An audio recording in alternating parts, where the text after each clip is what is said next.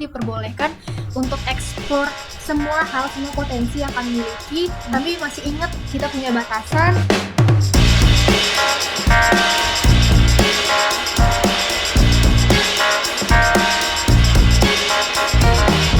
Radio Talk. Radio Talk, hey Radio People. Hai, apa kabar buat kamu semua nih Radio People? Senang banget aku Krisi kembali ya. Kayaknya udah lama banget deh ngobrolnya tuh nggak ngobrol Bang dan aku. Niki mulu tuh yang ngambil spotnya. Dan kebetulan hari ini dengan penuh sukacita, bahagia dan seru gitu ya. Biarpun warna kami agak kontras, satu black, satu blue gitu. Satu black, satu blue. Aku ditemani sama pemilik nama yang berbeda banget dengan aku. Tapi kita punya satu kesamaan, sama-sama punya nama Tina loh. Tau gak sih? Iya. Atina, aku Kristina. Oh, Oke, ada Atina Ibadas Octaviola. panggilannya Ola, Kak. Ola. Oke, gimana? Apa kabar Ola? Alhamdulillah baik. Luar biasa ya. Kakak gimana kabarnya? Baik banget ya. Mungkin kayak secerah dengan warna lipstick aku hari ini kayaknya. Oke. Nah, Radio People, kali ini kita bakalan ngobrol dengan Ola yang notabene-nya adalah seorang influencer yang dia juga udah punya titel sebagai seorang putri hijabfluencer Indonesia 2023. Wah, congratulations dulu deh. Boleh tahu ini berarti perwakilan dari Riau atau Pekanbaru jatuhnya? Perwakilan dari Riau jatuh. Perwakilan Riau. Wah, luar biasa. Akhirnya untuk dari Riau ada lagi dong perwakilannya. Tapi kita ngomong masalah yang namanya influencernya deh. Dan kamu sebagai seorang wanita muslim ya, muslimah gitu jatuhnya. Gimana sih cara kamu memaknai kata influencernya bagi diri kamu itu apa sih? Baik, kalau untuk sebelumnya terima kasih loh atas kesempatan. Boleh ya, bener-bener. Menurut Ola pribadi, kalau untuk kata influencer itu sebenarnya ranahnya banyak banget ya, Kak. Tapi pastinya intinya lebih ke mempengaruhi, dan apalagi karena Ola wanita berhijab, tentu mempengaruhi dengan ada aturan-aturan tertentu dalam agama Islam dan juga dalam berhijab. Oke, berbagi ya, dan juga mempengaruhi konteksnya, membagi dan mempengaruhi yang berlandaskan tadi ya, aturan-aturan, karena konteksnya adalah kamu yang berhijab gitu ya kan. Oke. Ini pasti beda dong dengan influencer yang biasanya kamu lihat ya, notabene baik itu untuk di aplikasi TikTok atau mungkin Instagram. Tet tolong di bip ya. Ya. Yang kontennya itu mungkin cukup beragam. Ada yang mungkin dance, ada yang mungkin juga kontennya itu kayak memasak. Benar. Atau review atau juga ngecover. Ini kan influencer juga kayak gitu ya. Iya, benar. Gitu ya kan. Tapi kalau untuk di hijab bisa nggak sih untuk coba-coba yang kayak gitu, kalau misalnya menjadi seorang wanita berhijab itu bisa nggak bikin konten yang hal seperti itu? Sebenarnya untuk ranah influencer untuk seorang berhijab ini boleh, Kak, asalkan ada batasannya. Jadi kami di Putri Hijab Influencer Indonesia itu diperbolehkan untuk explore semua hal, semua potensi yang kami miliki, tapi masih ingat kita punya batasan dan ada batasan tertentu yang harus kita pastikan untuk tidak dilanggar itu sebagai seorang muslim. Oke. Tapi diantara banyaknya pilihan-pilihan tadi, baik itu kayak tadi memasak, musik, atau mungkin ya review dan lain sebagainya, akan lebih safety dan nyaman itu sebagai seorang influencer hijab itu berkecimpung di dunia apanya sih? Sebenarnya kalau menurut Ola pribadi semuanya safe, Kak, asal ada batasannya. Tapi kalau misalnya untuk cari aman. Iya, cari aman ya. Kita udah cari aman deh. Cari aman. Dan potensi yang luar biasa di Indonesia itu fashion muslim. Sekarang kan lagi digencar-gencarkannya fashion muslim. Nah, untuk fashion muslim kita tahu ada batasannya, tapi kita juga bisa explore nih fashion muslim yang bagaimana yang masih aman dan tetap sesuai dengan pribadi kita masing-masing. Karena kalau berbicara soal fashion itu banyak banget kan, Kak, dan tetap harus ya jadi pribadi yang diri sendiri gitu. Oke. Ngomongin masalah pilihan-pilihan bentuk konten yang bisa dilakukan sebagai seorang wanita hijab gitu ya, kayak bisa terjun tadi kayaknya di dunia fashion muslim. Benar. Gitu ya kan, atau juga menjadi seorang model dari busana muslim, itu juga bisa jadi pilihannya kalau misalnya kamu adalah wanita-wanita muslim juga gitu. Nah, kita balik lagi ngomongin masalah industri kreatif gitu. Industri kreatif ini banyak banget ya lah ya, banyak banget yang namanya pilihan industri kreatif. Nah, kalau di wanita hijab, industri kreatif itu gimana sih atau apa nih yang bisa dikembangkan dan bisa ikut dilakukan oleh seorang wanita hijab itu untuk di industri kreatif? Sebenarnya konteks wanita berhijab ini sebenarnya banyak salah artikan sih kalau yang kayaknya dulu tuh maksudnya maaf ya banyak yang ngebatasi banget loh kayaknya itu makanya aku nanya seharusnya bisa di mana aja sih gitu. Iya, sebenarnya kan berhijab ini kewajiban ya Kak sebenarnya. Dan untuk masuk ke industri kreatif itu kan lebih ke orangnya sebenarnya. Iya, ke orangnya. Oke. Iya, benar. Jadi sebenarnya tidak ada halangan untuk wanita berhijab masuk ke industri kreatif. Karena dari kita berhijab dan kita masuk ke industri kreatif. Aduh, ini kok berbelit-belit ya. Wah, kayaknya butuh nih yang seger lagi.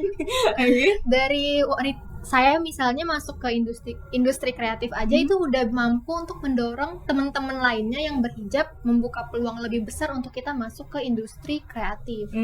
Apalagi juga dia lebar kan cakupannya Kak. Jadi kalau misalnya tidak bisa masuk di salah satu section, ya kita bisa masuk di section lainnya. Yang penting tetap stay di batasannya masing-masing aja dan bisa explore sesuai dengan minat bakat aja sih Kak. Oke, berarti yang namanya blokade tentang wanita berhijab yang agak sedikit sulit untuk memborbardir kan dari apa sih blokadenya tadi. Bener. Gitu ya, image-nya tadi atau doktrinnya sebelumnya wanita hijab itu nggak bisa untuk yang ngikut ke fashion misalnya. Wanita hijab tuh nggak bisa untuk ikut ke dunia dance atau misalnya olahraga. Kan banyak yang begitu kan olahraga betul ya.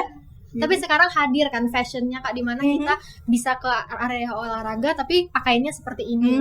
Benar gitu kan. Akhirnya juga ada slot kesempatannya yang sekarang jadi kayak peluang besarnya. Benar. Gitu, oke. Nah, tapi balik lagi gitu ya, kalau ngomongin yang namanya kemampuan seseorang untuk bisa mengeksplor diri, gitu ya kan. Kalau metode kamu gimana sih? Apalagi batasannya balik lagi ya demi teman-teman yang mungkin menggunakan hijab gitu ya kan, mengatasnamakannya dan menggunakannya gitu ya. Gimana cara untuk mengeksplor diri dan tahu di mana sih bisanya kita seorang wanita untuk bisa menunjukkan bakat dan kemampuan? Wah, ini sih pertanyaannya bukan untuk wanita berhijab aja ya Kak. Sebenarnya untuk wanita secara umumnya. Menurut Ola, untuk mengeksplor diri itu lebih ke trial and error sih Kak. Karena kalau kita nggak nyoba dulu, kita nggak akan tahu kita mampu atau tidak berada di hal tersebut. Nah, balik lagi, coba satu hal atau misalnya kembangkan minat atau cari sebenarnya kamu minatnya di mana. Dan juga dicoba dulu kalau misalnya ada batasan sanggup dan tidak sanggupnya. Nah, berarti sampai situlah batasannya. Tapi ada juga fase di mana sebenarnya kita sanggup, tapi kita butuh didorong. Benar Kak. Dan itu menurut Ola support dari lingkungan sekitar atau support dari orang-orang terdekat itu juga perlu sih Kak dalam mengembangkannya. Karena Ola pribadi jujur untuk sampai di tahap Putri Hijab Influencer Indonesia, kalau nggak ada support dari keluarga, terutama Umi yang rela nemenin kesana kemari, mungkin Ola belum tentu bisa di posisi sekarang. Oke. Nah karena terspill masalah support tadi gitu ya kan, balik lagi, support ini kan bisa datang dari orang real dunia nyata kita. Ada yang mungkin datang dari dunia mayanya gitu ya kan.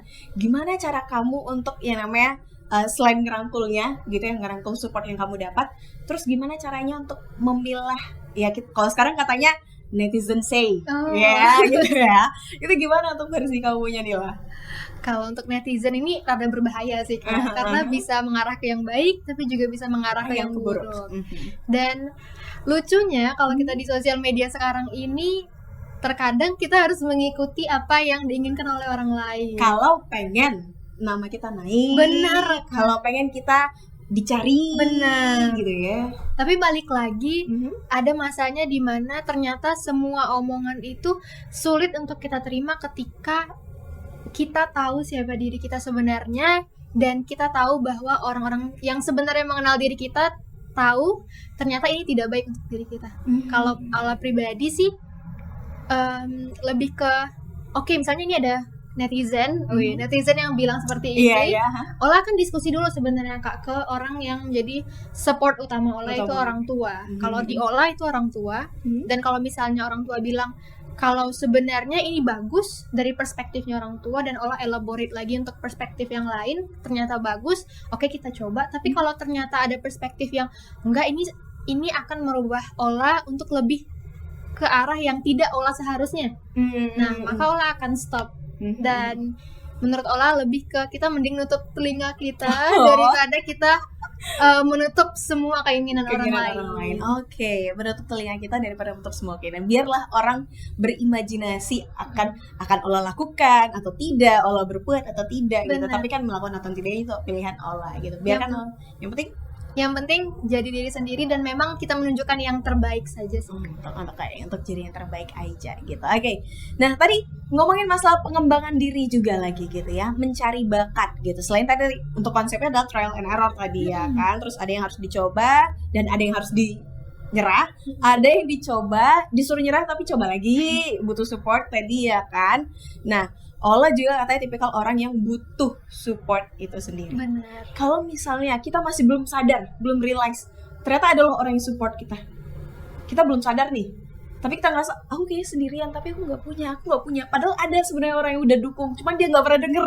Kan ada yang tipikalnya kayak gitu ya? Ada. Itu gimana cara untuk ngebuka gitu loh, untuk ngebuka, kasih tahu, terang kamu nggak sendirian, kamu ada loh yang supportnya gitu. Itu gimana sih cara ngasihnya gimana?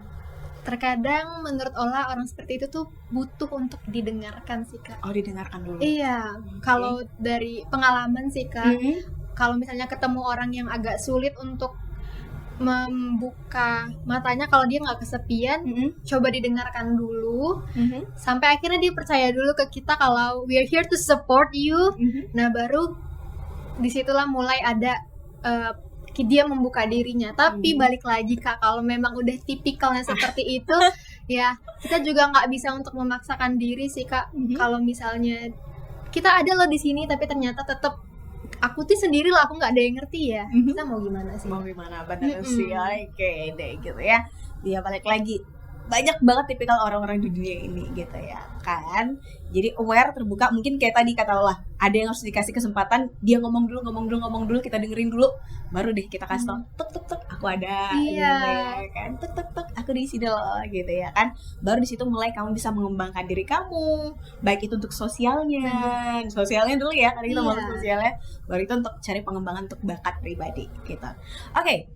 Kalau ditanya, Ola yang sekarang mungkin sudah menjadi seorang putri hijabfluencer Indonesia 2023 gitu kan. Ini jadi kayak salah satu tahap yang kamu impikan ya sih sebenarnya dari jejak perjalanan seorang Ola. Wanita yang dulu mungkin adalah aktivitasnya belajar, pulang sekolah, belajar gitu ya, pulang sekolah, pulang ke rumah gitu. Sebenarnya untuk jadi seorang putri hijabfluencer Indonesia di luar ekspektasi sih Kak. Karena sejujurnya Ola sendiri itu kurang suka untuk berada di depan layar sebenarnya. Sebenarnya lebih nyaman itu berada di belakang layar. Sesuai juga dengan jurusan Ola kan di teknik informatika Kak. Nah, kita kan biasanya di belakang di desk ya langsung ya. Laptop aja kan. Bener. Kak Bama yang di situ tuh. Oh ya itu. Tapi pada akhirnya ada masa dimana sepertinya saya harus keluar dari zona nyaman saya. Kalau gini terus mau kapan berkembangnya di situ kan.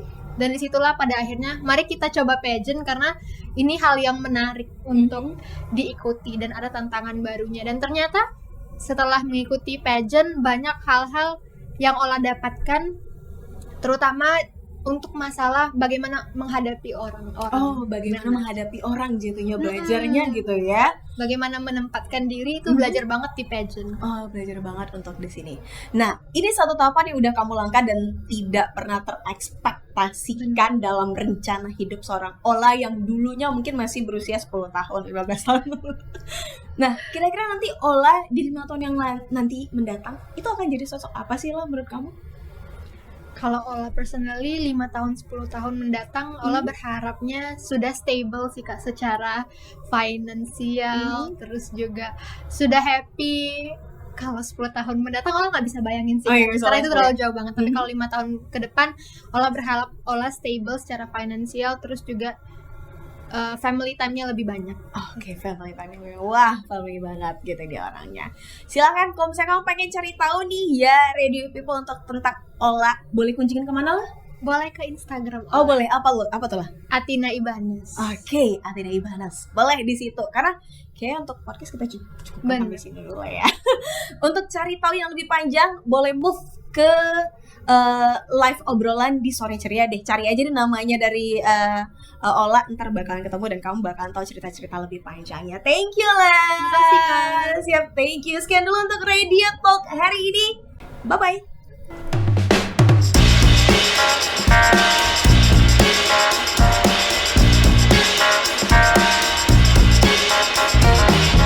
Radio Talk.